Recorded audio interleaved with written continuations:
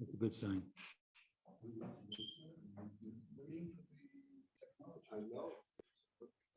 We're always waiting for the technology. Except when it's not.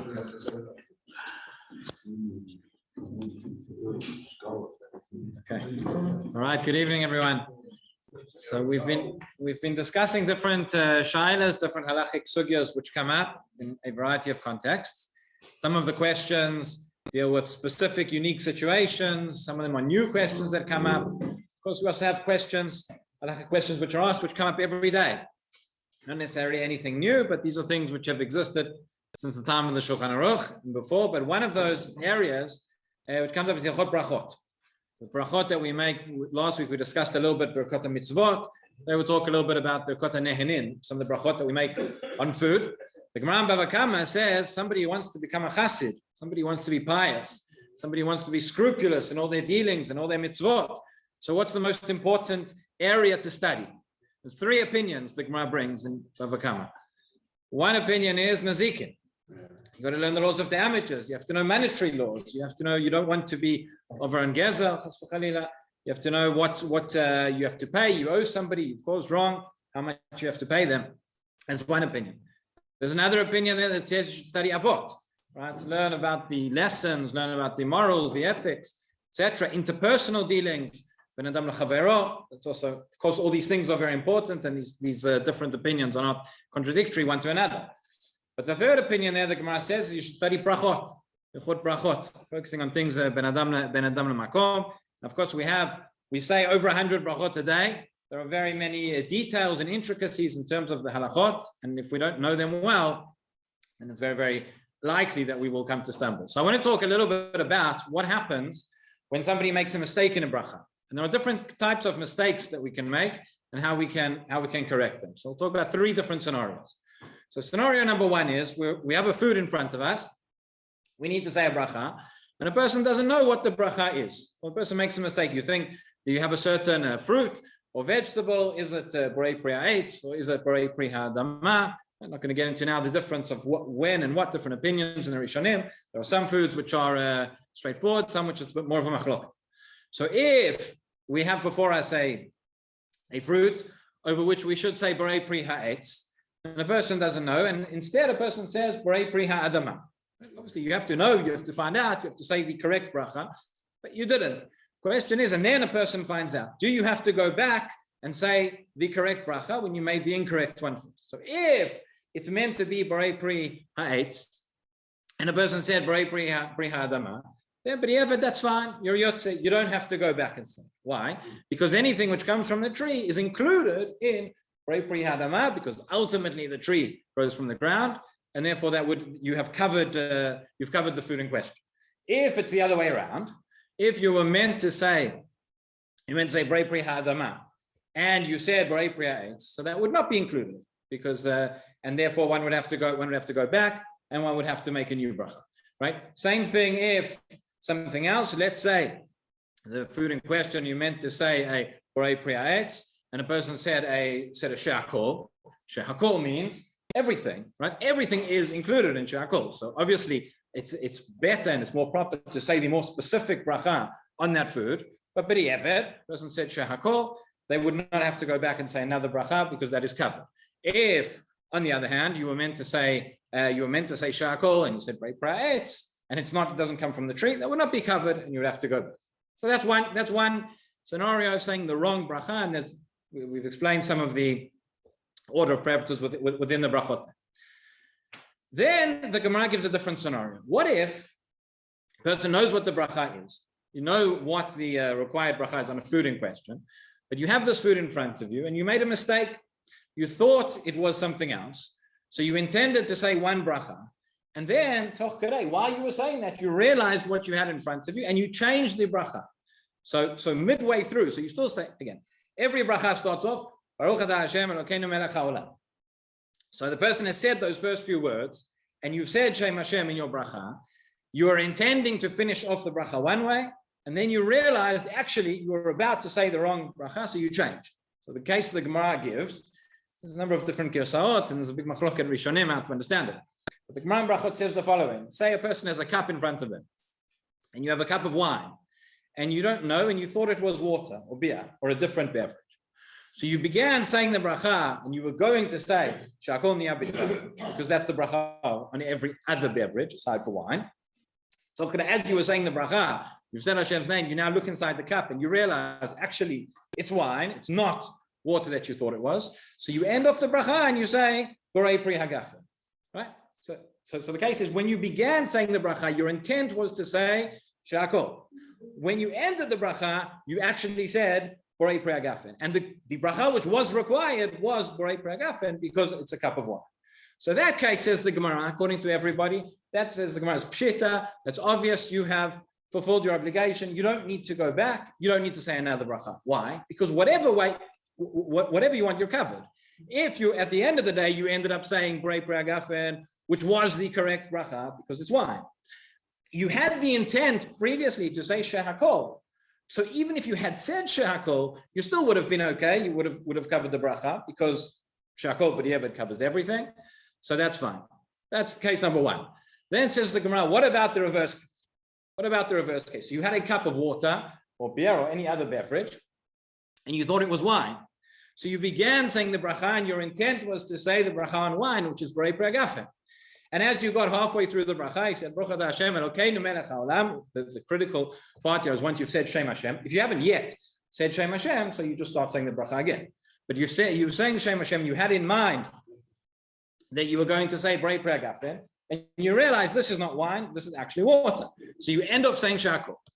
Why you yotze there, or do you have to go back and say another bracha, say borei pri hagafen? That's what the Gemara asks. Why? Because on the one hand, do we go by the beginning? Do we go by what your intent was when you began saying the bracha, or do we go by the chatima, what you ended off saying? So there, the Gemara has a discussion.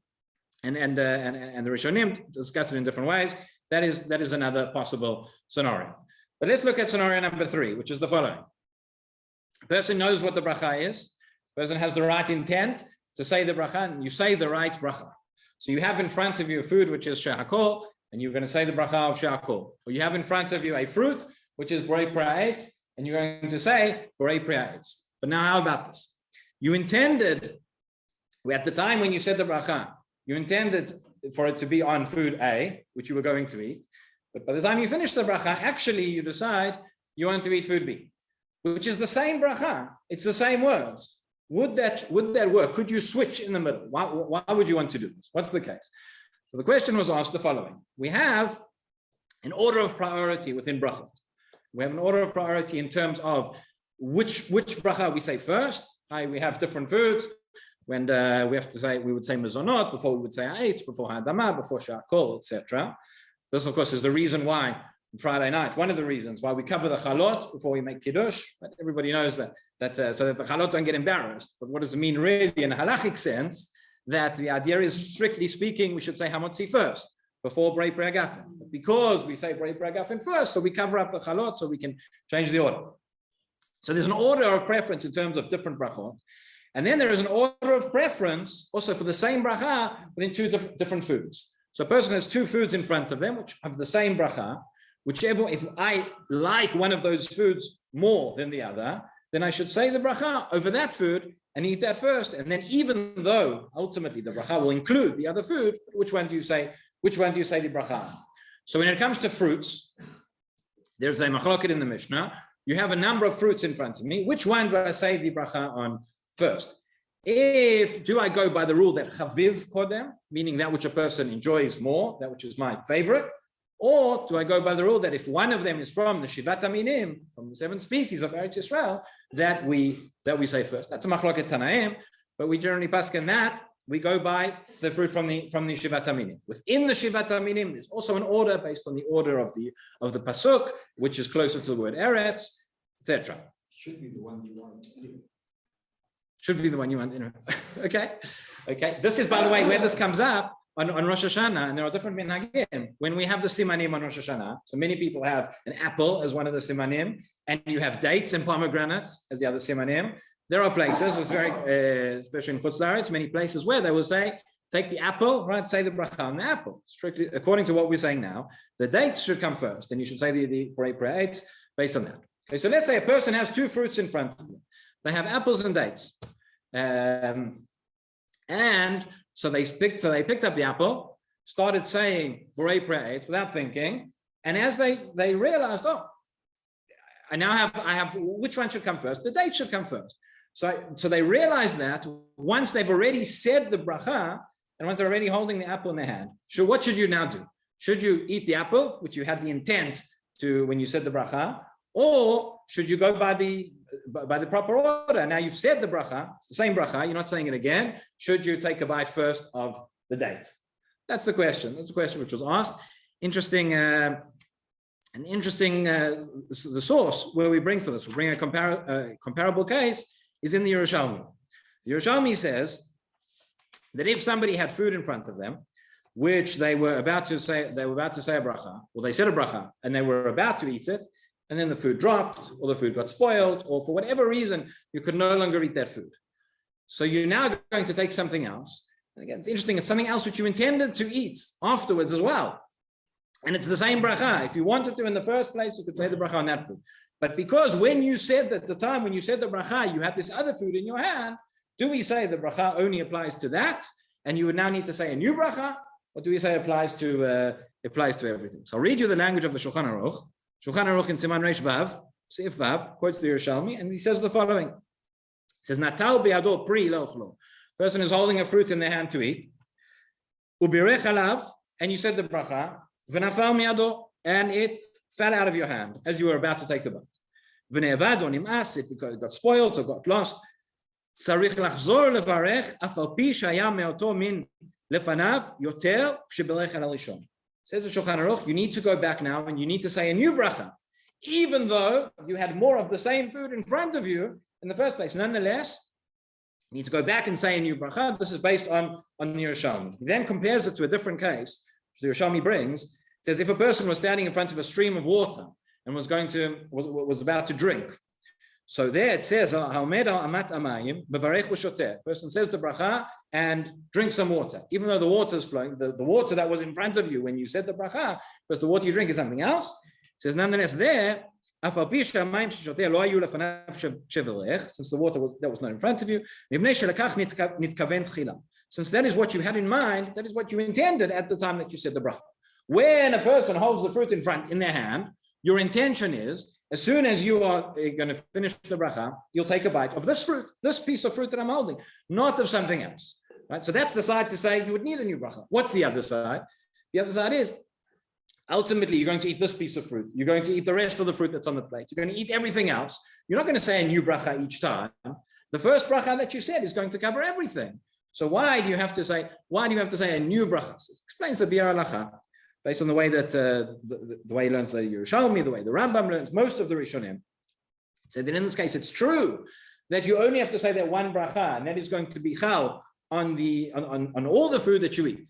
But it's only once you've eaten the food, once you've activated the bracha, so to speak, on that piece of food that you've eaten, and then it sort of drags along with it all the other food that will be included in that bracha. But if there was nothing, if what the bracha was originally meant to be referring to, that couldn't eat. So the bracha hasn't, it's like a davar shelo ba'al olam. It's nothing. It hasn't really taken hold on anything yet, and therefore you would have to say a new bracha. That's what the Rambam paskins. That's what the Shulchan Aruch paskins. The Rama over here says there are opinions who say he says rak shelo yadato alav lo'achlo. He says maybe that's only in a case where I had this piece of food and I wanted to, and that's all I had in mind to eat. I don't have in mind to eat anything else. But if I intended to eat the other foods as well, so then I wouldn't necessarily need a new bracha. Okay, there's a long discussion here on the Biur Halacha as to whether the Rama is the same opinion as the Shulchan Aruch, whether it's a different opinion in the Shulchan Aruch, whether he actually holds it lekatchila or it's just a sort of safek brachot lahakel. But going back to our case, what comes out of this is the following. Now, once a person said the bracha on the apple, right, and then you realize that you should have first said the bracha on the dates. Can the person first take the bite of the dates? And should the person first take the bite of the dates? The answer is, answer to both of those questions. Well, the first question is yes, maybe you could, based on what we've just seen. But should you, the answer is no, meaning the order of priority of brachot, that is a din lekatchila, not b'di'evet. So once a person's already said the bracha, and now we're getting into a question and possibly a sfek brachot, etc. So better there to continue, take the bites of the first food that you had in mind, and then you can continue eating the dates and apples and whatever it is.